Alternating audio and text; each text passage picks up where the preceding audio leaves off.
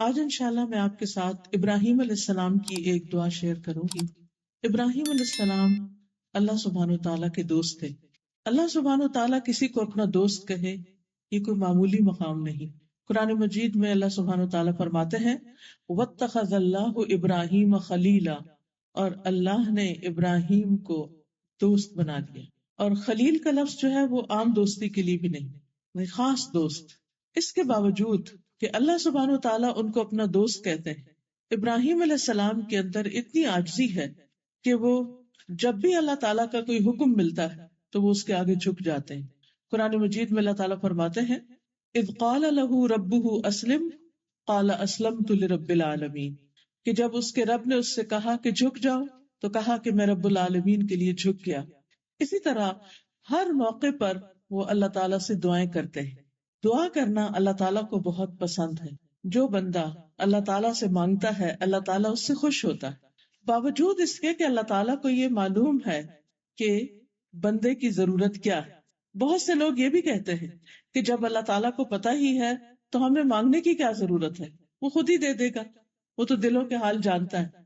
کوئی شک نہیں، وہ جانتا ہے، لیکن اس کے باوجود وہ اس بات کو پسند کرتا ہے کہ بندے اس سے مانگے، اور جب کوئی اس سے نہیں مانگتا وہ تو ناراض ہوتا ہے۔ اس کے برعکس ہم دیکھتے ہیں کہ انسان جب انسانوں سے مانگتا ہے تو انسان ناراض ہوتے ہیں۔ قریبی رشتوں سے بھی اگر آپ کچھ مانگنا شروع کر دیں تو وہ بھی نظریں پھیر لیں گے۔ انسان سب سے زیادہ اپنے ماں باپ کے قریب ہوتا ہے۔ شادی کے بعد اگر بیٹیاں ایک دفعہ ماں باپ کے پاس جاتی ہیں کچھ مانگنے کے لیے، دوسری دفعہ جاتی، تیسری دفعہ، تو وہ کہتے ہیں کہ روز ہی تم آ جاتی، اب تمہارا اپنا گھر ہے، اپنا کام خود چلاؤ۔ لیکن اللہ سبحانہ وتعالیٰ تو ماں باپ سے بھی زیادہ پیار کرنے والا ہے انسان سے، اور وہ چاہتا ہے کہ بندہ اپنی ہر حاجت، ہر ضرورت اس کے سامنے رکھے۔ اور جب انسان اس سے مانگتے ہیں، اور سارے انسان جو کچھ بھی مانگنا چاہتے ہیں مانگے، اور اللہ تعالیٰ ان سب کو وہ سب کچھ عطا بھی کر دے جو وہ مانگ رہے ہیں، تو اس سے بھی اللہ تعالیٰ کے خزانوں میں کچھ کمی نہیں آتی۔ اب رمضان کا موقع ہے، قریب آ رہا ہے رمضان، ایک ایک دن کر کے شعبان گزرتا چلا جا رہا ہے۔ تو رمضان کا مہینہ دعاؤں کا مہینہ ہے، اس میں ہمیں بھی اپنے لیے خوب خوب دعائیں کرنی، کیونکہ روزے کی حالت میں جب انسان دعا کرتا ہے تو دعا قبول ہوتی ہے۔ اسی طرح رات کی تراویح ہے، اور صدقہ خیرات، قرآن کی تلاوت، اور بہت سے نیکی کے کاموں کا موقع ہے، موسم ہے۔ تو نیکی کا کوئی بھی کام کر کے انسان جب اللہ تعالیٰ سے دعا کرتا ہے تو دعائیں قبول ہوتی۔ دعا کرنا دراصل اس بات کا اظہار ہوتا ہے کہ اے اللہ، میں عاجز ہوں، میں فقیر ہوں، میں محتاج ہوں، اور بادشاہ تو ہی ہے، دینے والا تو ہی ہے۔ اسی لیے ہم دیکھتے ہیں کہ دعا کو عبادت کا نچوڑ کہا گیا ہے، کہ ساری عبادت کی ٹاپ پر ہے۔ اور ویسے بھی جو بھی ہم عبادت کرتے ہیں اس کے بعد دعا مانگتے ہیں۔ رمضان مبارک کے بارے میں قرآن مجید میں جہاں پر ذکر کیا گیا ہے کہ رمضان کے روزے فرض کیے گئے ہیں، تو اس کا اختتام ان آیات پر ہوتا ہے وَإِذَا سَأَلَكَ عِبَادِي عَنِّي فَإِنِّي قَرِيبٌ أُجِيبُ دَعْوَةَ الدَّاعِ إِذَا دَعَانِ فَلْيَسْتَجِيبُوا لِي وَلْيُؤْمِنُوا بِي لَعَلَّهُمْ يَرْشُدُونَ۔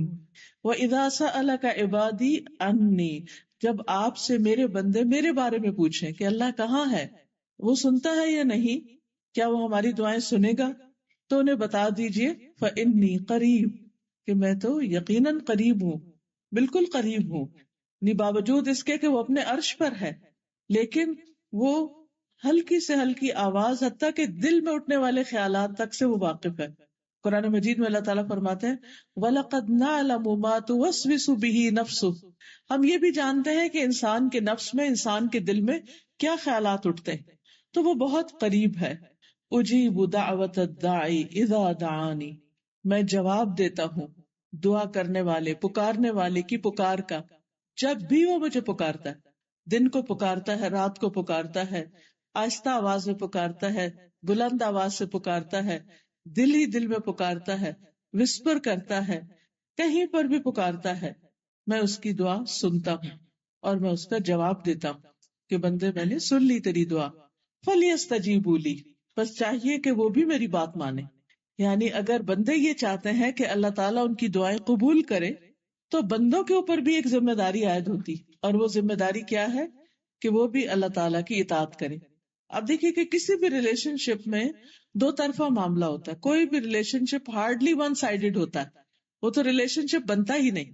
تو اللہ سبحانہ وتعالیٰ اور بندے کے درمیان جو ریلیشن شپ ہوتا ہے وہ بھی اسی طرح اسٹرانگ ہوتا ہے جب انسان اللہ تعالیٰ سے اپنا تعلق ڈیولپ کرے اور پھر اسی سے دعا کرے اور پھر اس کی طرف سے قبولیت کی بات آئے.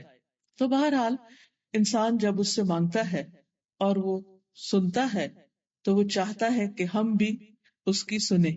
اس کے لیے آپ دیکھیے تھوڑی دیر کے لیے سوچئے کہ اگر ہم اللہ سبحانہ تعالیٰ کی بات مان ہی نہیں رہے، وہ دن میں 5 دفعہ ہمیں پکارتا ہے حی علی الصلاۃ، حی علی الفلاح، او نماز کی طرف، او کامیابی کی طرف، اور ہم سنی انسنی کر دیں، اٹھے ہی نہ اپنی جگہ سے، جھکے ہی نہ اس کے آگے، چھوڑے ہی نہ اپنا بستر یا اپنی بات چیت یا جو بھی ہم کام کر رہے ہیں، اور پھر اس کے بعد کہیں کہ اللہ تعالیٰ میں تو آپ کی بات نہیں مان رہی، یعنی عمل سے کہیں، زبان سے نہیں، زبان سے تو نہیں کوئی کہتا لیکن عمل سے میں تو نہیں مان رہی، ہاں آپ میری بات ضرور مان لیں. تو یہ تو بڑی عجیب بات ہے. اگر ہم چاہتے ہیں کہ اللہ تعالیٰ ہماری بات سنے تو ہمیں چاہیے کہ ہم بھی اللہ تعالیٰ کی بات سنیں. فَلْيَسْتَجِيبُوا لِي وَلْيُؤْمِنُوا بِي، اور چاہیے کہ وہ مجھ پر ایمان لائیں، اعتماد کریں کہ میں ضرور ان کی بات سنوں گا، ان کو سب کچھ دینے پر قادر ہوں. لَعَلَّهُمْ يَرْشُدُونَ، شاید کہ وہ سیدھی راہ پائیں، ہدایت پائیں، یعنی انہیں چیزیں اپنے صحیح پرسپیکٹو میں نظر آنے لگے. تو بہرحال ہم سب کے لیے دعا کا راستہ کھلا ہے. قبولیت اس طرح ہوتی ہے کہ یا تو انسان جو کچھ مانگتا ہے وہ اس کو فوراً مل جاتا ہے، بعض اوقات وہ کئی سال کے بعد ملتا ہے. جیسے ابراہیم علیہ السلام نے ایک دعا مانگی تھی کہ میری امت میں سے ایک رسول بھیجنا، یعنی میری نسل میں سے نبی صلی اللہ علیہ وسلم کی آمد کی دعا تھی، جو انہی میں سے ہو جو ان کو کتاب اور حکمت کی باتیں پڑھ کر سنائے، ان کو کتاب کی تعلیم دے، ان کے اوپر تیری آیات پڑھے، ان کا تزکیہ کرے. تو یہ دعا تقریباً 2500 سال بعد قبول ہوئی، یعنی ابراہیم علیہ السلام کے 2500 سال بعد نبی صلی اللہ علیہ وسلم تشریف لائے. تو کبھی کبھی بہت دیر سے بھی دعائیں قبول ہوتی ہیں. اسی طرح کچھ اور دعائیں بھی ایسی ہیں. پھر اسی طرح کبھی ایسا بھی ہوتا ہے کہ انسان دعا کرتا ہے لیکن اس کو وہ تو نہیں ملتا جو وہ مانگ رہا ہے، لیکن اللہ سبحانہ تعالیٰ اس کے بدلے اس سے کوئی مصیبت ٹال دیتے ہیں. کوئی بیماری آ رہی ہوتی ہے، کوئی مالی نقصان ہو رہا ہوتا ہے، کہیں اور کسی قسم کی کوئی تکلیف یا حادثہ ہوتا ہے جو انسان کی تقدیر میں ہوتا ہے، لیکن انسان دعا مانگ رہا ہوتا ہے تو اللہ تعالیٰ وہ نہیں دیتے لیکن اس کو بچا لیتے ہیں. تو یہ بھی ایک قبولیت کی شکل ہے. اور اس میں ہم سے زیادہ اللہ تعالیٰ کو پتا ہے کہ ہمیں اس وقت زیادہ کیا چاہیے، ہمارے لیے موسٹ امپورٹنٹ چیز کیا ہے. ہم صرف ظاہری نظر سے دیکھتے ہیں، ہماری نظر اتنی نہیں کہ ہم دور تک سوچ سکیں. بعض اوقات ہم چھوٹی چھوٹی چیزیں مانگتے ہیں، اللہ تعالیٰ اس سے بڑی چیز دینا چاہتا ہے. بعض اوقات ہم اپنے بچوں کے لیے کچھ گول سیٹ کر لیتے ہیں، ہم چاہتے ہیں کہ ہمارا بچہ بس یہی بن جائے، لیکن وہ نہیں بنتا، کیونکہ اللہ تعالیٰ اس کو اس سے بھی بڑا کچھ اور بنانا چاہتے ہیں. لیکن اس کے لیے بعض راہیں بڑی کٹھن ہوتی ہیں، مشکل ہوتی. ہم سمجھتے ہیں ہماری دعائیں قبول نہیں ہو رہی، لیکن وہ بہت خوبصورت شکل میں قبول ہونے والی ہیں. بس صبر اور انتظار کی ضرورت ہوتی ہے. اور ایک شکل یہ ہے کہ انسان کو دنیا میں اس کے بدلے میں نہیں کچھ ملتا، لیکن آخرت میں بہترین جزا ملے گی اس کی، یعنی ہر دعا کے بدلے اس کے لیے نیکیاں ہیں. اور جب انسان آخرت کا بدلہ دیکھے گا تو سوچے گا کاش دنیا میں مجھے کچھ بھی نہ ملتا، آج سب کچھ یہی ملتا. لیکن آج ہم دنیا میں چونکہ اس زندگی کی اتنی اہمیت کو جانتے نہیں، اس لیے یہی چاہتے ہیں کہ جو کچھ ہے بس ہمیں یہی مل جائے. پھر ایک چیز یہ ہے کہ ہم عموماً جو دعائیں مانگتے ہیں وہ مادی چیزوں کی ہوتی ہیں، وقتی ضروریات کی ہوتی. لیکن آج جو دعا میں ابراہیم علیہ السلام کی آپ کے ساتھ شیئر کروں گی وہ بہت ہی خوبصورت دعا ہے. انہوں نے جو چیز مانگی وہ بے مثال ہے. وہ کہتے ہیں رب ہب لی حکما والحقنی بالصالحین واجعل لی لسان صدق فی الآخرین واجعلنی من ورثۃ جنۃ النعیم واغفر لأبی انہ کان من الضالین ولا تخزنی یوم یبعثون یوم لا ینفع مال ولا بنون الا من اتی اللہ بقلب سلیم. کہتے رب ہب لی حکما، اے میرے رب مجھے حکمت عطا کر، مجھے نفع مند علم عطا کر، والحقنی بالصالحین، اور مجھے صالحین کے ساتھ ملا دے، نیک لوگوں کی مجلس عطا کر، واجعل لی لسان صدق فی الآخرین، اور بعد والوں میں میرا ذکر خیر جاری کر دے، واجعلنی من ورثۃ جنۃ النعیم، اور مجھے جنت النعیم کے وارثوں میں شامل کر دے. وغفر لأبی، میرے باپ کو بخش دے، انہ کان من الضالین، بے شک وہ بھٹکے ہوئے لوگوں میں سے تھا، ولا تخزنی یوم یبعثون، اور مجھے رسوا نہ کرنا اس دن جب سب لوگ دوبارہ اٹھائے جائیں گے، یوم لا ینفع مال ولا بنون، جس دن مال اور بیٹے کام نہ آئیں گے، الا من اتی اللہ بقلب سلیم، مگر جو اللہ کے پاس سلامت دل لے کر آیا، تو سلامت دل جو ہے یہ انسان کو وہاں پر فائدہ دے گا۔ تو بہرحال اس دعا میں بہت ہی جامع دعا ہے اور ہم سب کو بھی اپنے لیے مانگنی چاہیے۔ یہ سورۃ الشعراء کی آیت نمبر 83 سے آنورڈز یہ دعا موجود ہے، قرآن مجید میں بھی آپ دیکھ سکتے ہیں، دعاؤں کی کتابوں میں بھی عام طور پر یہ دعا پائی جاتی ہے۔ سب سے پہلی چیز جو مانگی گئی وہ ہے رب ہب لی حکمن، اللہ مجھے حکم عطا کر، حکمت عطا کر، فیصلے کی قوت عطا کر، فائدہ مند علم عطا کر۔ یاد رکھیے عربی زبان بہت وسیع زبان ہے، اس میں ایک لفظ کے اندر کئی کئی معنی چھپے ہوئے ہوتے ہیں۔ جب انہوں نے حکم کا لفظ کہا تو اس میں حکمت بھی ہے، اس میں علم بھی ہے، اور اس میں وہ تمام چیزیں ہیں جو صحیح فیصلے سے تعلق رکھتی۔ اب دیکھیے کہ ہماری زندگی ہر وقت ہمارے فیصلوں کی محتاج ہوتی، ہمیں ہر کام میں ایک ڈیسیژن لینا پڑتا ہے۔ کچھ فیصلے بڑے بڑے ہوتے ہیں، کچھ فیصلے چھوٹے چھوٹے ہوتے ہیں۔ ہمارا عمل، ہمارا ایکشن یا لائن آف ایکشن وہی ہوتی ہے جو ہمارا فیصلہ ہوتا ہے۔ اگر فیصلہ غلط ہو جائے تو انسان غلط مقام پہ جا پہنچتا ہے۔ ایک چھوٹی سی مثال سے آپ دیکھیں کہ مثلاً آپ گاڑی چلا رہے ہیں اور اس وقت آپ اندازے سے ایک غلط موڑ مڑ جاتے ہیں، یہ بھی آپ کا ایک فیصلہ تھا، آپ کا خیال تھا کہ شاید ادھر سے شارٹ کٹ ہو، جلدی پہنچ جاؤ، لیکن ہوتا کیا ہے کہ وہ آپ کو اتنا زیادہ گھما دیتا ہے کہ آپ اصل وقت سے بھی بہت دیر سے پہنچتے ہیں۔ اب یہ آپ کا فیصلہ تھا، اپنی چوائس تھی۔ ہمارے فیصلے ہماری چوائس کے ساتھ ہوتے ہیں۔ اللہ سبحانہ وتعالیٰ نے ہم میں سے ہر ایک کو چوائس دی ہے۔ ہم جب صحیح چوائسز بناتے ہیں تو اس کا نتیجہ بھی صحیح ہوتا ہے، پھر ہمارا ایکشن بھی صحیح ہوتا ہے، پھر اس ایکشن کا جو ری ایکشن ہے یا اس کا جو ریزلٹ ہے یا جو اس کا نتیجہ نکلنے والا ہے وہ بھی بہترین ہوتا ہے۔ مثلاً ہم یہاں اس وقت آئیں یا نہ آئیں یہ بھی ہمارا ایک فیصلہ تھا، یہاں بیٹھ کر سنیں یا نہ سنیں یہ بھی ہمارا ایک فیصلہ ہے، یہاں سے جو کچھ ہم سنیں اس کو یاد رکھیں یا نہ رکھیں یہ بھی ایک فیصلہ ہے۔ یہ سارے فیصلے ہمارے اپنے ہوتے ہیں اور ہمارے دل کے اندر ہی اندر، اپنی سوچوں کے اندر ہی اندر بہت کچھ ہو رہا ہوتا ہے اور ہم پھر سوچتے جاتے ہیں اور کچھ نہ کچھ کرتے چلے جاتے ہیں۔ تو اللہ تعالیٰ سے یہ دعا مانگنی چاہیے کہ اللہ تعالیٰ میں جو بھی فیصلہ کروں، چھوٹا کروں یا بڑا کروں، وہ اچھا فیصلہ کروں، درست فیصلہ کروں، فائدہ مند فیصلہ کروں۔ پھر آپ دیکھیے کہ حکم کا ایک معنی حکمت ہے، وزڈم۔ عربی میں حکمت کہتے ہیں صحیح جگہ پر صحیح کام کرنا، right decision at right place, right time, یعنی رائٹ ٹائم پر رائٹ ڈیسیژن۔ پھر اس میں بھی حکم اور حکمت میں، فیصلے اور حکمت میں ایک کنیکشن ہے کہ رائٹ ٹائم پر رائٹ ڈیسیژن لینا، ہر چیز کو اس کی اپنی اصل جگہ پر رکھنا، یہ حکمت کہلاتا ہے۔ اللہ سبحانہ وتعالیٰ قرآن مجید میں فرماتے ہیں یؤتی الحکمت من یشاء ومن یؤت الحکمت فقد اوتی خیرا کثیرا، وہ حکمت عطا کرتا ہے جس کو وہ چاہتا ہے، اور جس کو حکمت مل گئی اس کو بہت بڑی بھلائی نصیب ہو گئی، اس کو بہت بڑی خیر مل گئی۔ یعنی جو انسان عقل مند ہے، سمجھدار ہے، صحیح سوچ رکھتا ہے، پازیٹو تھنکنگ رکھتا ہے اور صحیح فیصلے کرتا ہے تو اس کو زندگی گزارنے کا ایک بہترین طریقہ ہاتھ آ جاتا ہے۔ اب دیکھیے کہ کس موقع پر کتنی بات کرنا ہے، کسی غم کے موقع پر غم کتنا منانا ہے، کسی خوشی کے موقع پر خوشی میں ایکسائٹمنٹ کتنی ہونی چاہیے، کیا کرنا ہے کیا نہیں کرنا، شادی بیاہ کے معاملوں میں کہاں شادی کرنی ہے نہیں کرنی، شادی کے موقع پر کیا خرچ کرنا ہے کیا نہیں کرنا، بچوں کو تعلیم دینی تو کتنی دینی، کیا دینی کیا نہیں دینی، ایون بچوں کی تربیت میں ان کے ساتھ معاملہ کرنا تو کیسے کرنا ہے، کس وقت ان کے ساتھ نرمی کرنی ہے، کس وقت ان کے ساتھ سختی کرنی ہے، کس وقت ان کو چھوڑ دینا ہے اور کس وقت ان کو پکڑنا ہے، یہ سب کچھ حکمت پر مبنی ہے۔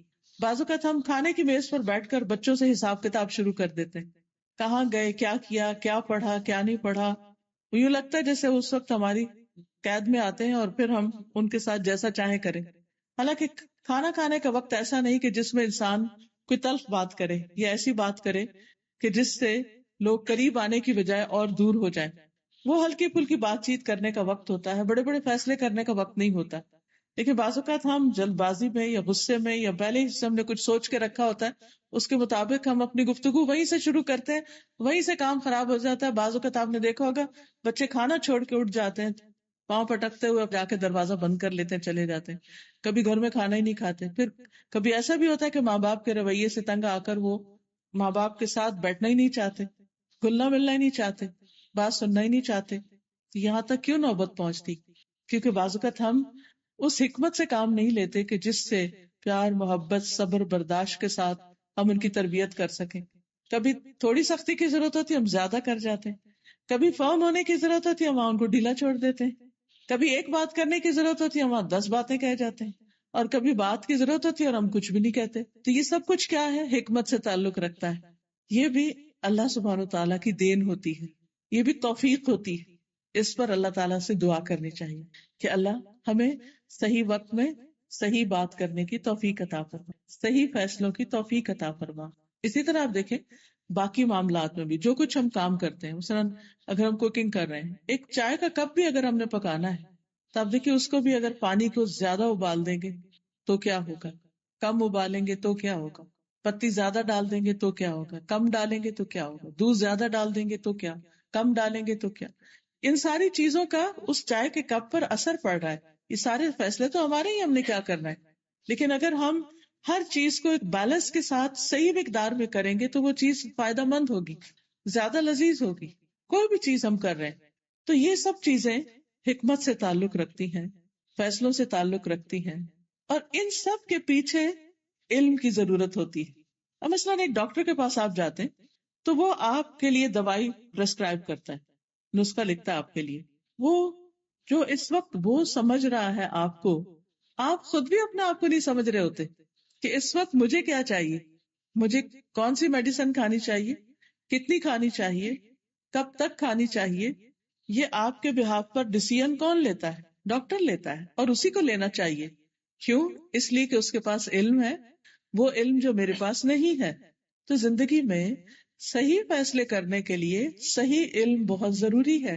اسی لیے حکمن کا ایک معنی علم نافع بھی کیا گیا ہے، فائدہ مند علم. اور فائدہ مند علم وہی ہوتا ہے جو زندگی میں ہمارے کام آئے. بعض اوقات لوگوں کے پاس بڑی بڑی ڈگریاں ہوتی ہیں کہ بالکل ایک چھوٹی سی بات سمجھنا سمجھانا ان کو مشکل ہوتا ہے، کامن سینس بعض اوقات مسنگ ہوتی. یہ سب چیزیں بھی ہمیں اللہ تعالیٰ سے مانگنی چاہیے کہ اللہ تعالیٰ ہمیں صحیح علم عطا کر، حقیقی علم عطا کر، جس کی وجہ سے ہم اس زندگی میں صحیح فیصلے کر سکیں. کیونکہ فیصلہ ہر چیز میں ہے، ہمارے لباس پہننے میں بھی ہے، ہمارے شاپنگ کرنے میں بھی ہے، ہمارے کھانے پینے میں ایون کہ کس وقت ہمیں کیا کھانا ہے، کتنا کھانا ہے. بعض اوقات وہ غلط فیصلے ہوتے ہیں تو بیماریاں جنم لے لیتی، ہم نقصان میں پڑ جاتے. تو اللہ سے دعا کرنی چاہیے کہ یا رب ہمیں صحیح نور عطا کر، بصیرت عطا کر، ہمارے دل کی آنکھیں کھول دے، ہمیں حقیقت دکھا دے، معاملات کی تہہ تک پہنچنا سکھا دے. کیونکہ بعض اوقات ہم صرف سرفیس پر ہی چیزوں کو دیکھ کر ججمنٹل ہو جاتے ہیں، اس کی ڈیپتھ میں نہیں جاتے. تو اللہ سبحانہ و تعالیٰ سے دعا کرتے ہیں کہ اللہ تعالیٰ ہمیں صحیح بصیرت دے تاکہ ہم اپنی زندگی کو صحیح طور پر گزار سکیں. ہم سب یہ جانتے ہیں کہ ہماری اس زندگی کے آگے ایک اور زندگی بھی ہے، اور اس زندگی کا انحصار اس پر ہے کہ ہم نے یہ زندگی کیسے گزاری. اگر یہ زندگی صحیح گزرے گی، اللہ تعالیٰ کی مرضی کے مطابق گزرے گی، تو جب ہم اللہ تعالیٰ سے ملاقات کریں گے وہاں جا کر، تو جو فیصلہ اللہ تعالیٰ ہمارے بارے میں کریں گے وہ بھی بالکل صحیح ہوگا، کیونکہ وہ بندوں پر ظلم نہیں کرتا. تو اس لیے قرآن و سنت کا علم ہونا بھی بہت ضروری ہے تاکہ ہم یہ جان سکیں کہ ہمارا رب کس موقع پر ہم سے کیا چاہتا ہے. جب ہم کوئی بزنس کر رہے ہوں یا شادی کے ہسبینڈ وائف کے ریلیشن شپ میں ہوں، میری رسپانسبلٹیز کیا ہیں، میرے رائٹس کیا ہیں، میرے ہسبینڈ کے رائٹس کیا ہیں، میرے بچوں کے رائٹس کیا ہیں، ان کی کیا رسپانسبلٹی ہے مجھ پر، ان کے بارے میں مجھ سے کیا پوچھا جائے گا. پھر اسی طرح ہماری عبادات ہیں، کن چیزوں سے نماز ہوتی ہے، کن چیزوں سے نہیں ہوتی، کن چیزوں سے روزہ ہوتا ہے، کن چیزوں سے نہیں ہوتا. حج پہ جا رہے ہیں، زکوٰۃ دینے کا معاملہ ہے، زکوٰۃ کب فرض ہوتی ہے، کتنے مال پر ہوتی، کتنی نکالنی چاہیے، کس کس کو دینی چاہیے. یہ بالکل بیسک فرائض میں سے. ان سب کے بارے میں ہمارے رائٹ ڈیسیژن اسی وقت ہو سکتے ہیں جب ہمارے پاس نالج ہوگا. مثلا ہم نماز پڑھتے ہیں تو بعض اوقات ہم اس میں بھول جاتے ہیں، تو ہمیں سمجھ نہیں آتی کہ سجدہ صاحب کرنا ہے یا نہیں کرنا، وہ ڈیسیژن نہیں لے پا رہے ہوتے. اس کی وجہ کیا ہوتی ہے؟ بعض اوقات لیک آف نالج ہوتا ہے، بعض اوقات علم ہوتا ہے پھر بھول چکا ہوتا ہے کیونکہ ہم نے اس کو تازہ نہیں کیا ہوتا. اسی طرح باقی تمام معاملات میں بھی نیبرز کے ساتھ کس طرح رہنا ہے، اپنے سروٹس کے ساتھ کیسے رہنا ہے. ویسے تو ہمیں معلوم ہوتا ہے، لیکن سب سے بیسٹ طریقہ کیا ہے اس معاملے میں؟ ہمیں آخرت کے اعتبار سے کہاں کیا ملنے والا ہے. اور دنیا میں جب ہم کوئی کام کرتے ہیں تو ہمارا ہمیشہ ہی دل چاہتا ہے کہ ہم نمبر 1 ہوں، ہم سب سے آگے ہوں. ہم سب کی یہی خواہش ہوتی ہے، بڑی نیچرل سی خواہش ہے. اسی طرح آخرت کے بارے میں بھی ہماری یہی خواہش ہونی چاہیے. اور پھر یہ صرف حکم یا علم یا حکمت صرف اپنے لیے نہیں مانگے، اپنے بچوں کے لیے بھی مانگے کہ اللہ ان کو بھی علم عطا کر تاکہ وہ بھی اپنی زندگی میں صحیح ڈیسیژنز لیں. ہم سب کو اپنے بچوں کے بارے میں بہت فکر ہوتا ہے، شادی کرتے تب فکر ہوتا ہے، کہیں جاب کرنے جائیں تب فکر ہوتا ہے، پڑھنے جائیں تب فکر ہوتا ہے، پتہ نہیں کیا کریں گے، پتہ نہیں کیسے کریں گے، تو پیچھا بھی کرتے رہتے ہیں، پتہ بھی کرتے رہتے ہیں. تو جب ہم ان کو کچھ دعائیں سکھا دیں گے اور وہ بھی اللہ سے مانگیں گے تو بہت حد تک اطمینان ہو جائے گا. دوسری چیز جو ابراہیم علیہ السلام نے مانگی وہ الحقنی بالصالحین، کہ اللہ مجھے نیک لوگوں کے ساتھ ملا. اللہ سبحانہ وتعالیٰ نے ان کو اپنا دوست بنایا، لیکن اس کے باوجود وہ انسانوں میں سے نیک انسانوں کی کمپنی چاہ رہے ہیں، کیونکہ اکیلا انسان بہت کچھ نہیں کر سکتا. اسے کوئی بھی کام کرنے کے لیے لائک مائنڈیڈ پیپل چاہیے ہوتے ہیں، جن کی کمپنی میں وہ کمفرٹیبل فیل کرتا ہے، جن کے ساتھ مل کر اس کا دل خوش ہوتا ہے، جن کے ساتھ مل کر اس کا دل و دماغ روشن ہو جاتا ہے اور وہ بہتر فیصلے کر سکتا ہے. آپ نے دیکھا ہوگا کہ زندگی میں 2 طرح کے لوگ آپ کو ملتے ہیں. ایک وہ ہے جو ملتے ہیں اور آپ کی زندگی میں خوشیاں بکھیر دیتے ہیں، اور ایک وہ ہے جن کو مل کے آپ پریشان ہو کے اٹھتے ہیں اور آپ کے دل پہ ایک بوجھ ہوتا ہے. تو یہ صالحین یعنی ایسے اچھے لوگ کہ جن کو مل کے واقعی مجھے خوشی نصیب ہو، میں کامیابی کی طرف بڑھوں، جو مجھے صحیح فیصلے کرنے کے لیے مددگار ہوں. تو یہ دعا بہت ہی امپورٹنٹ دعا ہے. آپ دیکھیے کہ ہم آج جو کچھ ہے نا، ہمیں بنانے میں بہت سے لوگوں کا ایک حصہ ہے. وہ ہمارے پیرنٹس ہو سکتے ہیں، وہ ہمارے رشتے دار ہو سکتے ہیں، وہ ہمارے ٹیچرز ہو سکتے ہیں، وہ ہمارے نیبرز ہو سکتے ہیں، وہ مختلف جگہوں پر آپ کے مختلف دوست ہو سکتے ہیں. اور اس میں دوستوں کا ایک بہت بڑا حصہ ہوتا ہے. یعنی ہم سب اچھی طرح جانتے ہیں کچھ چیزیں ہم نے کتابوں سے سیکھی، لیکن بہت سی چیزیں ہم نے ہیومن انٹریکشن سے سیکھی، لوگوں سے مل کر، میل ملاقات کر کے، تبادلہ خیال کر کے، باتیں کر کے، اس سے ہم نے بہت کچھ سیکھا. اور وہ سیکھنا بڑا آسان بھی ہوتا ہے اور بڑا خوشگوار بھی ہوتا ہے کہ جب آپ کسی کے پاس بیٹھتے ہیں، ایک بات کرتے ہیں، وہ آپ کو کوئی اور اچھی بات بتاتا ہے. پھر ایسے لوگ کہ جو آپ کو دھوکہ نہ دیں، جو آپ سے جیلس نہ ہوں، جو آپ کے سنسیئر فرینڈز ہوں، یہ ساری انسان کی بہت بنیادی ضرورت ہے. یہ بھی اللہ سے مانگنی چاہیے. اور نہ صرف یہ کہ عام انسانوں کو، بلکہ پیغمبروں کے لیے بھی یہ کہا گیا، نبی صلی اللہ علیہ وسلم کو حکم دیا گیا وَاصْبِرْ نَفْسَكَ مَعَ الَّذِينَ يَدْعُونَ رَبَّهُمْ بِالْغَدَاةِ وَالْعَشِيِّ يُرِيدُونَ وَجْهَهُ وَلَا تَعْدُ عَيْنَاكَ عَنْهُمْ تُرِيدُ زِينَةَ الْحَيَاةِ الدُّنْيَا. اور اپنے آپ کو روک کر رکھیے، اپنے آپ کو ملا کر رکھیے ان لوگوں کے ساتھ جو اپنے رب کو صبح و شام پکارتے ہیں، جو اللہ کا چہرہ چاہتے ہیں، اور آپ ان سے اپنی نگاہ نہ ہٹائیے. یعنی آپ کو کیا حکم دیا کہ کن لوگوں کی کمپنی اختیار کیجیے؟ جو اپنے رب کو یاد کرنے والے. کیونکہ جب آپ ایسے لوگوں کے ساتھ بیٹھیں گے تو وہ آپ کو اللہ کی یاد دلائیں گے. اور اللہ کی یاد ایسی چیز ہے کہ جس سے دلوں کو اطمینان ہوتا ہے، جس سے دل خوش ہوتے ہیں، جس سے انسان کو سرور ملتا ہے. تو اچھی کمپنی، اچھے دوست، زندگی کی خوبصورتی. اور نہ صرف یہ کہ زندگی میں، بلکہ مرنے کے بعد بھی. اچھے دوست مرنے کے بعد بھی کبھی نہیں بھولتے انسان، وہ دعاؤں میں یاد رکھتے ہیں. جبکہ مرنے کے بعد سب سے زیادہ انسان کو دعاؤں کی ضرورت ہوتی. اچھے دوست قیامت کے دن بھی نہیں بھولتے، وہ اپنے دوستوں کی تلاش میں ہوں گے. حتیٰ کہ ایک روایت میں یہ آتا ہے کہ جب جنت والے جنت میں چلے جائیں گے اور جہنم والے جہنم میں چلے جائیں گے تو ایک شخص اپنے رب سے کہے گا کہ یا رب، میرا ایک دوست تھا دنیا میں اس کو یہاں نہیں دیکھ رہا اور اس کے بغیر میرے یہاں رہنے میں مزہ نہیں. تو اسے پتا چلے گا کہ اس کا وہ دوست تو جنت میں جانے کی بجائے وہ جہنم میں جا چکا، کسی بھی وجہ سے جو بھی ہو. تو وہ سفارش کرے گا کہ یا رب، میرے اس دوست کو وہاں سے نکال دے، اسے بھی میرے ساتھ جنت میں پہنچا دے. تو اچھے دوست نہ صرف یہ کہ دنیا کی مشکلات میں کام آتے ہیں، آپ کا غم اور دکھ بانٹتے ہیں، آپ کے دلوں کا بوجھ دور کرتے ہیں، آپ کی مدد کرتے ہیں مختلف مواقع پر، بلکہ آخرت میں بھی فائدہ مند ثابت ہوں گے. اسی لیے ہم دیکھتے ہیں کہ یوسف علیہ السلام، جن کو اللہ سبحانہ تعالیٰ نے مصر جیسے ملک کی حکومت عطا کی تھی، اور پھر نبوت بھی عطا کی تھی. انہوں نے کیا دعا مانگی جب ان کے پاس سب کچھ تھا کہ فاطر السماوات والارض انت ولی فی الدنیا والآخرہ توفنی مسلما والحقنی بالصالحین. آسمان اور زمین کے پیدا کرنے والے اللہ سبحانہ تعالیٰ کو فریاد کر رہے ہیں، انت ولی فی الدنیا والآخرہ، تو ہی میرا دوست ہے دنیا اور آخرت میں. توفنی مسلما، مجھے اسلام کی حالت میں وفات دینا، یعنی میں اس وقت فوت ہوں جب میں تیری اطاعت اور فرما برداری کر رہا ہوں، اچھے کام کر رہا ہوں. کیونکہ انسان کا خاتمہ جس عمل پر ہوگا قیامت کے دن اسی عمل کے ساتھ اٹھایا جائے گا. اگر آپ کی وفات اچھے لوگوں کے ساتھ ہوتی ہے، اچھے ہاتھوں میں ہے، اچھا کام کرتے ہوئے دنیا سے جاتے ہیں، جیسے ایک حدیث میں آتا ہے کہ اگر کوئی شخص احرام کی حالت میں فوت ہو جائے، حج کرنے گیا راستے میں ہی فوت ہو گیا، تو قیامت کے دن وہ اٹھے گا اور تلبیہ پکار رہا ہوگا، اسی حال میں اٹھے گا. اسی طرح اور بھی کچھ لوگوں کے بارے میں آتا ہے کہ جس طرح کی ان کی زندگی ہوگی اسی طرح کی وہ قیامت کے دن اٹھیں گے، یعنی آخری عمل جو ہوگا. تو کہتے ہیں توفنی مسلمن، کہ اللہ مجھے اسلام کی حالت میں فوت کرنا، اس حال میں کہ میں تیرا فرما بردار ہوں. وہ الحقنی بالصالحین، اور مجھے نیک لوگوں کے ساتھ ملا دے. ان کے پاس کس چیز کی کمی تھی؟ نہ دین کی نہ دنیا کی، ہر چیز تھی ان کے پاس، لیکن انہوں نے مانگا تو کیا مانگا؟ اچھے دوست مانگے، اچھی کمپنی مانگی. تو ہم سب کی بھی ایک بہت بڑی ضرورت ہے کہ ہمارے آس پاس کے لوگ، ہمارے ملنے جلنے والے، وہ اچھے ہوں، اس سینس میں کہ ہمارے لیے سنسیئر ہوں. انسان ملتا تو بہت سے لوگوں سے رہتے ہیں، لیکن ہم نہیں جانتے کہ وہ ہمارے لیے کیا جذبات رکھتے ہیں اور وہ کس وجہ سے ہماری دوستی چاہتے ہیں. آپ دیکھیے کہ بعض اوقات دوستی کے پیچھے بھی کوئی مطلب ہوتا ہے، اور جب انسان کو پتا چلتا ہے کہ کوئی شخص صرف مطلب کے لیے دوستی کر رہا ہے تو یہ بہت تکلیف دہ ہوتا ہے. اور دنیا میں کئی دفعہ پتا چل جاتا ہے کہ جو سنسیئر دوست ہوتے ہیں وہ ہمیشہ ساتھ دیتے ہیں، اور جو مطلب کے دوست ہوتے ہیں وہ مطلب پورا ہونے کے بعد نظر نہیں آتے.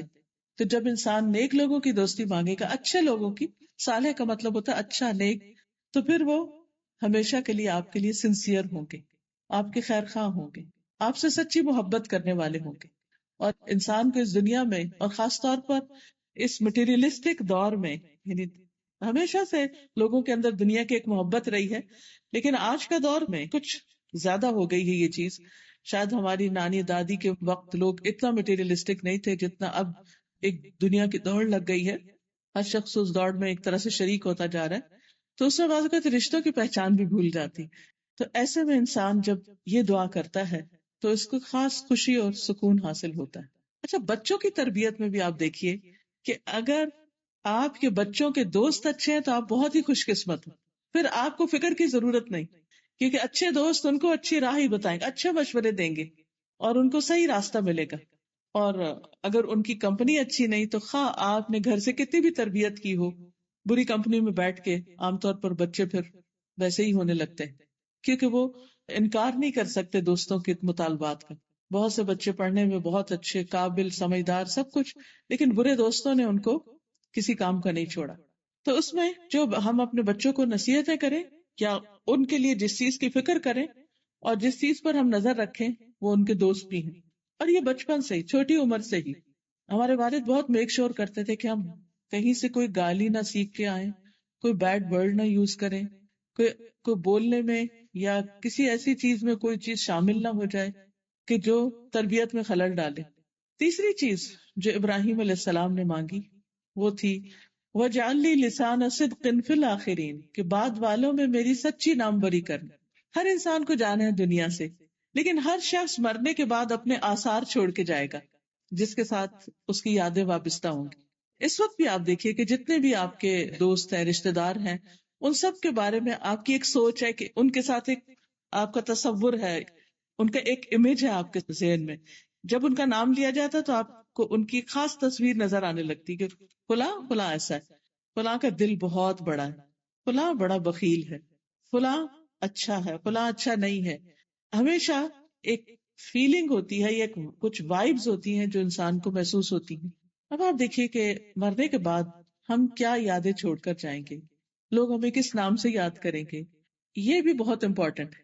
کیونکہ مرنے کے بعد انسان کا جو نامہ اعمال ہے وہ تو بند ہو جاتا ہے. 3 چیزیں مرنے کے بعد بھی فائدہ دیتی ہیں: نیک اولاد جو دعائیں کرتی، علم جس سے فائدہ اٹھایا جاتا ہے، صدقہ جاریہ، اور مال جو اچھے کاموں میں انسان لگائے اور بعد میں اس کے لیے صدقہ جاریہ بنے. اور اس کے علاوہ لوگوں کی گواہیاں کہ وہ کسی کے پیٹھ پیچھے کیا کہتے ہیں اس کے بارے میں، اس کی تعریف کرتے ہیں یا اس کی برائیاں کرتے ہیں۔ اب آپ دیکھیے کہ ہر شخص اپنے اپنی سوچ کے مطابق کچھ کہتا ہے، لیکن وہ جو شعر بھی ہے نا کہ زبان خلق، جی جزاک اللہ، زبان خلق کو نقارہ خدا سے، یہ جو زبان خلق ہے نا، اس کی بھی اپنی ایک اہمیت ہے، اس کی بھی ایک امپورٹنس۔ نبی صلی اللہ علیہ وسلم اپنے ساتھیوں کے ساتھ بیٹھے ہوئے تھے کہ ایک جنازہ گزرا، تو لوگوں نے اس کے بارے میں کچھ برے الفاظ کہے کہ شخص اچھا نہیں تھا۔ آپ صلی اللہ علیہ وسلم نے فرمایا وجبت، واجب ہو گئی۔ لوگوں نے عرض کیا کہ یا رسول اللہ صلی اللہ علیہ وسلم کیا واجب ہو گئی؟ فرمایا جہنم واجب ہو گئی۔ تو لوگ بہت ڈر کے پوچھا کہ کس وجہ سے؟ آپ نے فرمایا ان باتوں کی وجہ سے جو تم اس شخص کے خلاف کر رہے تھے، یعنی تمہاری جو گواہیاں تھی، تم جو کچھ اس کے بارے میں کہہ رہے تھے، اس کی وجہ سے اس کا یہ انجام ہے۔ پھر ایک اور جنازہ گزرا، لوگوں نے اس شخص کی تعریف کی، آپ نے فرمایا وجبت، پوچھا گیا کیا؟ فرمایا جنت۔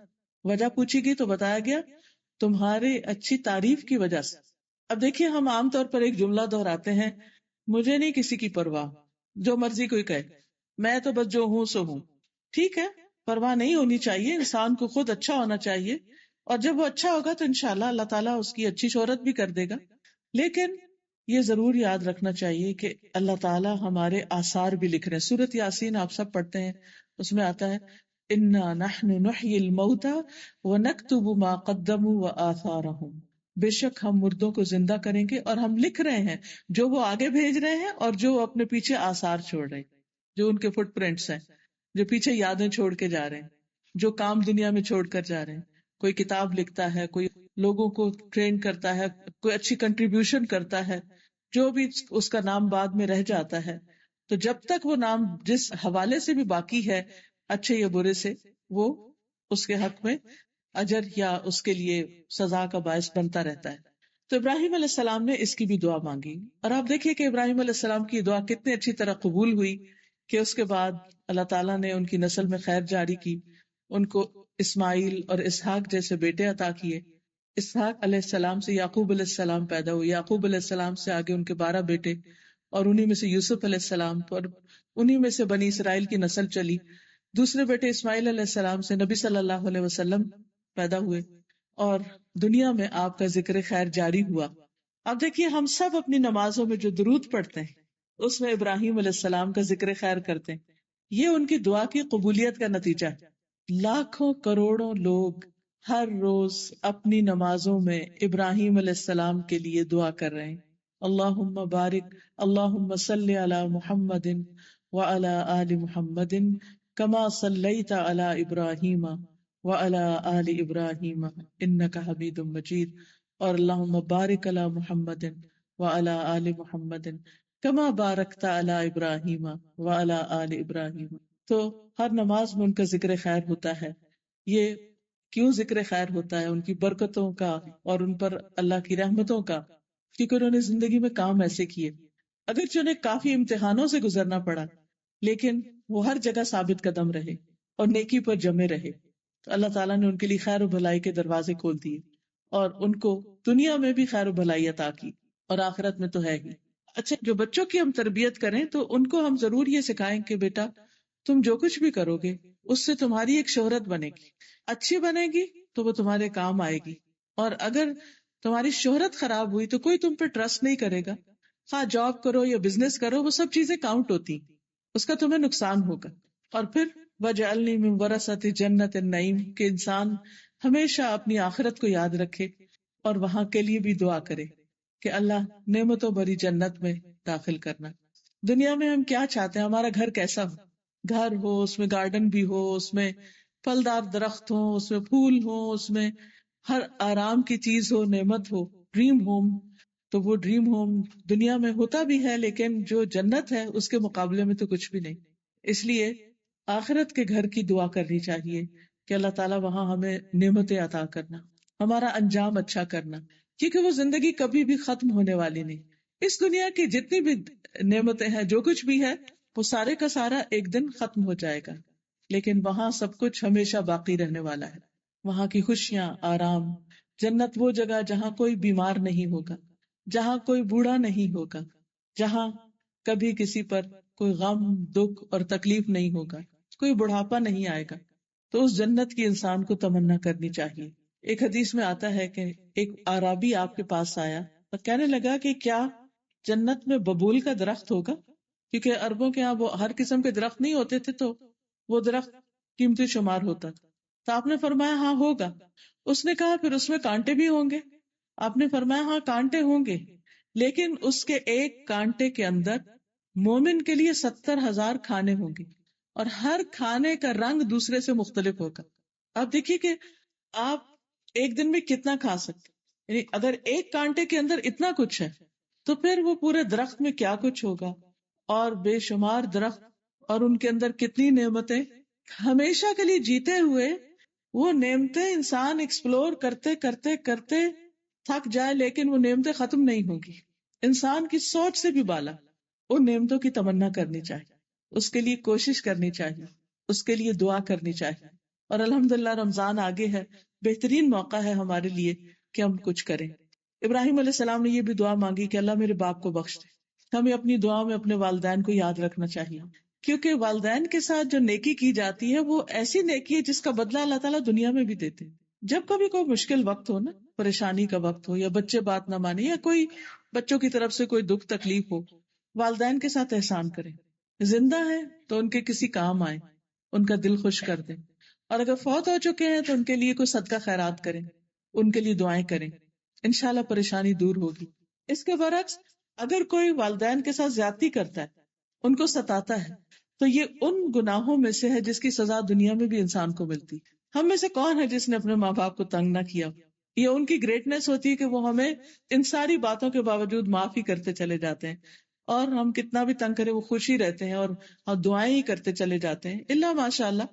تو ہمیں بھی اپنے والدین کو دعاؤں میں یاد رکھنا چاہیے. یہ دعائیں پھر واپس پلٹ کر ہمیں کو فائدہ دینے والی ہیں، ہمارے ہی کام آنے والی ہیں. ان کو تو دیں گی لیکن ہمیں بھی پلٹ کے آئیں گی. اور خاص طور پر اللہ تعالیٰ نے جو دعا قرآن مجید میں سکھائی ہے، رب ارحمہما کما ربیانی صغیرا، اللہ ان دونوں پہ رحم فرما جس طرح انہوں نے مجھے بچپن میں چھوٹا سا پالا تھا، میرے ساتھ بہت تکلیف اٹھائی تھی. پھر وہ کہتے ہیں وَلَا تُخْزِنِي يَوْمَ يُبْعَثُونَ، اللہ قیامت کے دن مجھے رسوا نہ کرنا، کیونکہ ساری دنیا کے لوگ سامنے ہوں گے اور انسان کے اعمال نامے سامنے آ جائیں گے. اس وقت انسان کو بہت شرمندگی ہوگی، وہ ساری چیزیں جو انسان چھپا چھپا کے کرتا وہ سامنے کھل جائیں گی. یوم تبلی السرائر، جس دن انسان کے سینے کے جو راز ہیں وہ بھی جانچ لیے جائیں گے. وَإِذَا الْقُبُورُ بُعْثِرَتْ، جب قبریں جو ہیں وہ اکھاڑ دی جائیں گی، اور پھر جب انسان کے اندر جو کچھ ہے وہ سامنے آ جائے گا. علمت نفس ما قدمت وأخرت، اور انسان کو پتہ چل جائے گا کہ اس نے پہلے کیا کیا بعد میں کیا کیا. دوسری جگہ پر آتا ہے کہ انسان جان لے گا ما احضرت، کہ وہ کیا لے کے حاضر ہوا ہے. پھر اسی طرح انسان یومئذ تعرضون لا تخفى منکم خافیہ، اس دن تم پیش کیے جاؤ گے اور تمہاری کوئی بات چھپی ہوئی نہ ہوگی. وہ دن اگر انسان کو اللہ تعالیٰ اس کے عیب یعنی بندوں کے عیب نہ چھپائے تو انسان چھپ نہیں سکے گا. سامنے اس کے ہاتھ میں نامہ اعمال اس کا دے دیا جائے گا. فَأَمَّا مَنْ أُوتِيَ كِتَابَهُ بِيَمِينِهِ، اور دوسری طرف وَأَمَّا مَنْ أُوتِيَ كِتَابَهُ بِشِمَالِهِ، کچھ لوگوں کا نامہ اعمال دائیں ہاتھ میں ہوگا اور کچھ کا بائیں میں. جو دائیں ہاتھ میں ہوگا وہ کہے گا فَيَقُولُ هَاؤُمُ اقْرَءُوا كِتَابِيَهْ، آؤ پڑھو میرا نامہ اعمال. وہ خود دکھائے گا دیکھو میں نے کیا کیا کیا تھا. انی ظننت انی ملاق حسابیہ، مجھے یقین تھا کہ میرا حساب ضرور ہوگا، تو میں تو تیاری کر کے آیا ہوں. جس شخص کو پتا ہوتا ہے میرا امتحان ہے، وائوا ہے، تو وہ سوتا نہیں ہے، وہ اپنی تیاری میں رہتا ہے کہ مجھے پاس ہونا ہے، کیونکہ وہاں فیل ہونے کا مطلب بہت بڑی ناکامی ہے. اور جس کا نام اعمال اس کے بائیں ہاتھ میں دیا جائے گا، فسوف یدعو ثبورا، وہ اپنی ہلاکت پکارے گا. ویلقی سعیرا، اور جہنم میں جا پڑے گا. انہ کان فی اہلہ مسرورا، وہ اپنے گھر والوں میں بڑا خوش باش تھا، اور اتنا خوش تھا کہ اس نے اپنی آخرت کو ہی بلا دیا. تو دنیا میں رہتے ہوئے اللہ تعالیٰ کی دی نعمتوں کو انجوائے کرتے ہوئے اپنے آخرت کے گھر کو ہمیشہ یاد رکھنا ہے. چوتھی دعا جو انہوں نے مانگی تھی وہ تھی وجعلنی من ورثۃ جنت النعیم، مجھے نعمتوں بھری جنت کے وارثوں میں شامل کر دے، کہ اللہ آخرت میں انجام اچھا ہو. اللہ مجھے اس دن رسوا نہ کرنا، اس دن میں شرمندہ نہ ہوں. خصوصاً ان کے باپ کی وجہ سے، کیونکہ باپ ایمان نہیں لایا تھا، شرک پر ہی رہا تھا، تو اس کی بنا پر حضرت ابراہیم علیہ السلام کے لیے بات بہت امبیرسنگ تھی کہ میرا باپ میرے سامنے جہنم میں پھینکا جائے، کیونکہ ماں باپ میں سے اگر کوئی جیل میں چلا جائے یا کوئی کسی جرم میں پکڑا جائے تو بچوں کے لیے بہت امبیرسنگ ہو جاتا ہے. لیکن اللہ سبحانہ و تعالیٰ ان کو اس دن کی شرمندگی سے بھی بچا لیں گے. یوم لا ينفع مال ولا بنون، جس دن مال اور بیٹے کام نہیں آئیں گے، فائدہ نہیں دیں گے. الا من اتى اللہ بقلب سلیم، مگر جو اللہ کے پاس سلامت دل لے کر آیا. مال اور بیٹے ایک صورت میں کام آتے ہیں، اور وہ یہ کہ مال اچھے کاموں میں دنیا میں لگایا جائے جس سے انسان اپنی آخرت بنائے، صدقہ جاریہ کمائے، اور بچوں کو بھی اچھے آداب، اچھی تعلیم، اچھے مینر سکھائے جائیں، اللہ سبحانہ تعالیٰ کا فرما بردار بنایا جائے، تاکہ ہمارے مرنے کے بعد جب وہ نماز پڑھے تو کم از کم اس وقت تو ضرور دعا کر لیں، ربنا اغفر لی ولوالدی وللمؤمنین یوم یقوم الحساب. تو جو بچہ نماز پڑھے گا اس کو کہنے کی ضرورت ہی نہیں کہ بچے مجھے تو دعا میں یاد رکھنا ہو، تو آلریڈی کر ہی رہا ہے، وہ کرتا ہی رہے گا جب تک وہ زندہ رہے گا. تو اس لیے اس دن انسان کو قلب سلیم کام آئے گا. قلب سلیم کون سا ہے؟ سلامت دل. سلامت کس چیز سے؟ ہر شرک سے سلامت، شک سے سلامت، بری خواہشات سے سلامت، حسد، بغض، نفرت، دوسروں کے لیے بدگمانی، جیلسی، ان چیزوں سے سلامت. یعنی جو دل دوسروں کو معاف کر دینے والا، اپنا دل صاف کر دینے والا، اپنے دل کو ایمان، تقوی، توکل، یقین، امید سے مزین کرنے والا، خوبصورت بنانے والا. قیامت کے دن ہمارے جتنے بھی باقی اعضاء ہیں، ہاتھ ہیں، پاؤں ہیں، آنکھیں، کان، یہ سارے دل کے تابع ہو کے کام کرتے ہیں. تو اس لیے جو اصل ٹارگٹ ہے وہ دل ہے. اگر دل اچھا ہو جائے تو باقی چیزیں خود بخود اچھا کام کرنے لگتی ہیں. نگاہیں بھی اچھی چیزیں دیکھیں گی، کان بھی اچھی بات سنیں گے، زبان بھی اچھی بات بولے گی. قدرتی بات ہے، جب ہم کسی سے خوش ہوتے ہیں تو ہم اس کے لیے اچھے الفاظ بولتے ہیں، جب کسی سے ناراض ہوتے ہیں تو دوسری طرح. تو اس لیے بہت ضروری ہے کہ ہم اپنے دلوں پر کام کریں اور اپنے دل کا جائزہ لیتے رہیں، اپنے دل کا خود ہی محاسبہ کرتے رہیں کہ دل میں ایمان کی کیفیت کیا ہے، دل میں اللہ تعالیٰ کی محبت کتنی، دل میں خیر کے نیکی کے کاموں کی کتنی محبت، کیا یہ دل نماز میں لگتا ہے یا نہیں لگتا، کیا یہ دل قرآن پڑھتے ہوئے لگتا ہے یا نہیں لگتا. خصوصاً رمضان میں روزے کی حالت میں دل کی کیفیت کیا ہے، دل کے اندر ایک امن، اطمینان اور سکون ہے یا نہیں. کسی کا قول ہے کہ ایک دنیا کی جنت ہے اور ایک آخرت کی جنت ہے. جو دنیا کی جنت میں داخل نہیں ہوا وہ آخرت کی جنت میں داخل نہ ہو سکے گا. اور دنیا کی جنت دل کی خوشی ہے، دل کا اطمینان ہے، دل کا سکون ہے کہ دنیا میں کچھ بھی ہوتا رہے لیکن انسان اپنے اندر ایک اطمینان پائے، ضمیر پر کوئی بوجھ نہ ہو، اپنے رب کو راضی کرتا رہے، بندوں کے حقوق ادا کرتا رہے، تاکہ جب اس دنیا سے جائے تو اچھی حالت میں جائے. جس طرح صحابہ کے لیے اللہ تعالیٰ نے فرمایا رضی اللہ عنہم ورضوا عنہ، اللہ ان سے راضی ہو گیا اور وہ اللہ سے راضی ہو گئے. تو جب انسان اللہ سے راضی ہو جاتا ہے نا، اللہ کے فیصلوں سے راضی ہو جاتا ہے، تو یہ دل سلیم ہو جاتا ہے، اطمینان ہو جاتا ہے. کتنی چیزیں ہماری مرضی کے خلاف ہو رہی ہوتی ہیں نا، لیکن ہم پھر ان کو کیوں قبول کر لیتے ہیں کہ یا اللہ ہم تجھ سے خیر چاہتے ہیں، لیکن بہرحال جو تیرا فیصلہ ہے وہی میرا فیصلہ ہے، تو جس حال میں مجھے رکھے میں اس پر راضی ہوں. رضیت باللہ ربا وبالاسلام دینا وبمحمد نبیا. تو ایسے دل کے ساتھ انسان جب دنیا سے رخصت ہوتا ہے تو قبر کا جتنا بھی عرصہ ہے اس میں بھی دل سکون میں ہوگا. موت کے وقت دل کی حالت جو ہے اس کو سیل کر لیا جاتا ہے، اگر اطمینان میں ہے قبر بھی اطمینان میں. قیامت کے دن جب سب لوگ اٹھیں گے اور گھبراہٹ کی عالم میں ہوں گے تو کچھ لوگ اس وقت بڑے پرسکون ہوں گے. یہ وہی لوگ ہوں گے جو دنیا میں غم، خوشی، رن، بیماری، ہر حال میں راضی برضا رہتے تھے، اور دنیا میں باقی ایسے لوگ پائے جاتے ہیں. پچھلے دنوں ہماری ایک ساتھی کو کینسر ہو گیا، تو اب سب لوگ بہت ہی اس کے لیے پریشان تھے کہ اس پہ کیا گزر رہی ہوگی. بالکل ینگ، چھوٹے چھوٹے 3 بچے، اور بہت ہی ماشاءاللہ قابل اور ایفیشینٹ، اور بہت بہت ہی جسے کہتے ایکٹیو خاتون.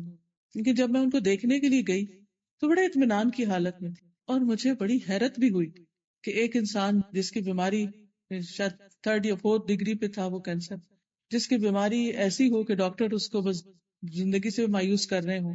ویسے تو ہم میں سارے کا کوئی پتہ نہیں کون کس وقت چلا جائے، لیکن ایسی بیماریاں تو انسان کو ہلا کے رکھ دیتی. لیکن جب میں نے ان کی باتیں سنی اور ان کا اطمینان کہ یہ بیماری میرے لیے بڑی رحمت ثابت ہوئی ہے، میں اللہ کے قریب ہو گئی ہوں، میں نے لوگوں سے معافی مانگ لی ہے، میں ہر وقت کام کام کام کی ایک دوڑ میں تھی، اب مجھے نماز میں، دعا میں، اچھے کاموں میں دل لگتا ہے میرا، کیونکہ مجھے پتا کہ آگے یہی کام آنے ہیں. تو اللہ تعالیٰ نے شکر ہے مجھے اچانک نہیں لے لیا، مجھے موقع دے دیا کہ میں کچھ کر سکوں، اور اس طرح کی بہت اچھی اچھی باتیں. تو واقعی مجھے حیرانی ہوئی کہ اتنے تکلیف دہ حال میں، اور وہ پریگننٹ بھی تھی، اس نے اپنی کیمو تھراپی ڈیلے کرائی کہ ڈلیوری ہو جائے تو اس کے بعد پھر کیمو.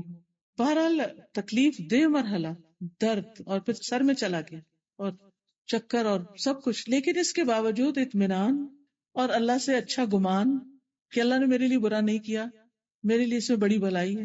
مجھے اپنی غلطیاں بہت سی نظر آئی ہیں، اور کچھ میسجز تھے اس کے لوگوں کے لیے کہ صحیح غذا ہو، صحیح وقت پہ سونا جاگنا ہو، اور اسی طرح کی جو عام طور پہ ہیلتھ کانشیس لوگ کرتے رہتے ہیں.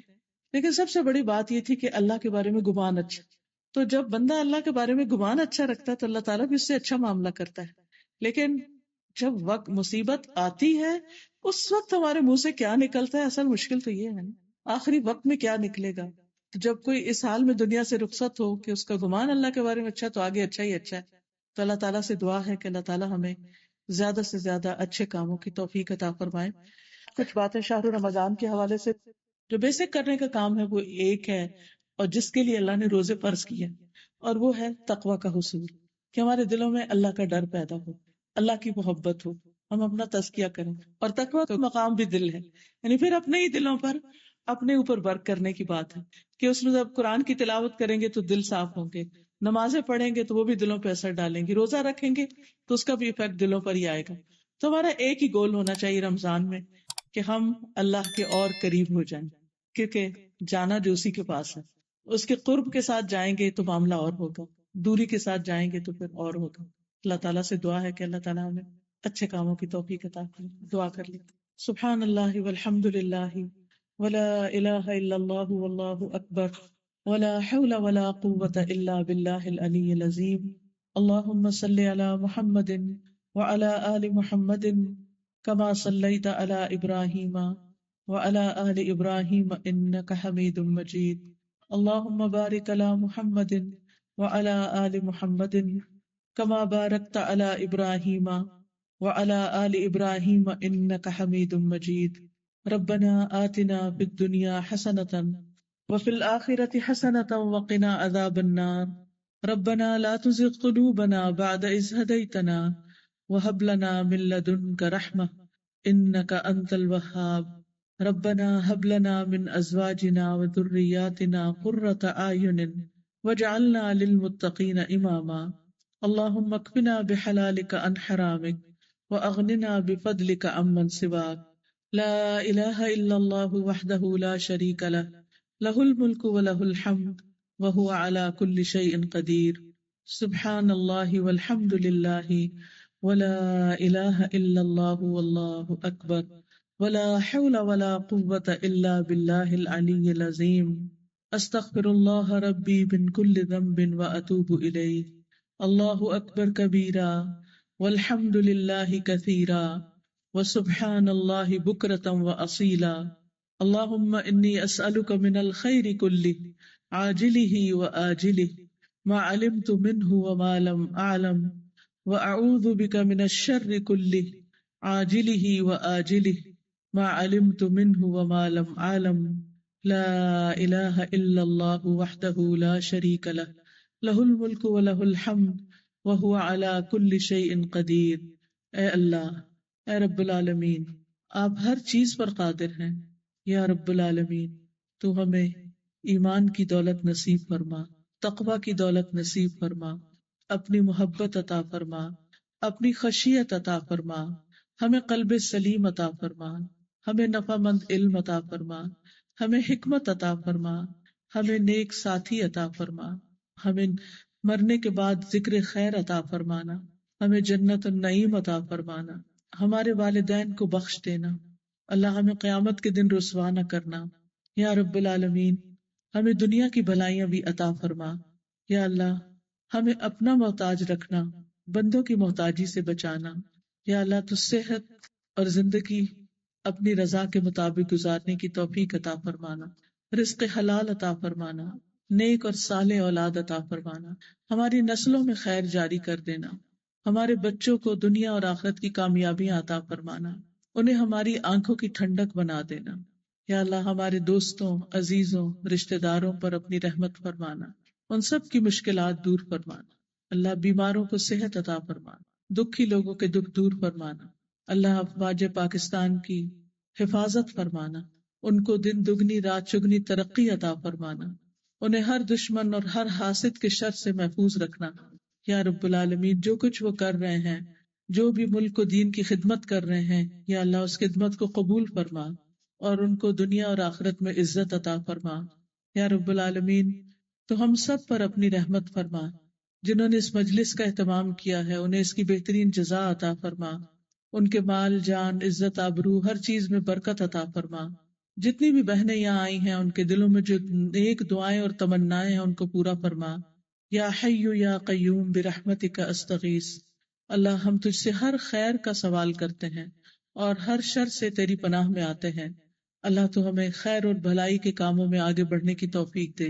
اللہ تعالی ہمارا انجام اچھا کرنا، دنیا میں بھی اور آخرت میں بھی ہر طرح کی رسوائیوں سے محفوظ رکھنا۔ ربنا تقبل منا انک انت